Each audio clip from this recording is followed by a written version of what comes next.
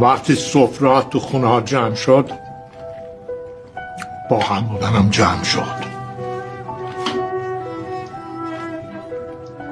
ببینید سفره مینداختن از این سر اتاق تا اون سر اتاق.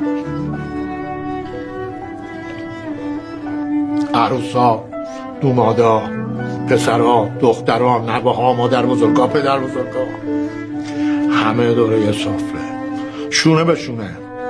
همین که با هم همه میشستن سر یه سفره آدم ها رو به هم نزدیک میکرد.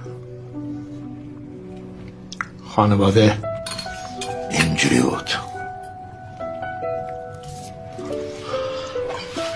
اما حالا یکی این ور شهر یکی اون ور شهر، سالی ماهی اصلا نمیدونیم همو میبینن نمیبینن.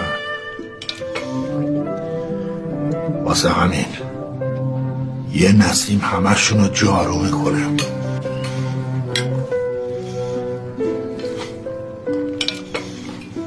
این اولین چیزی بود که خیلی چیزامونو گرفت.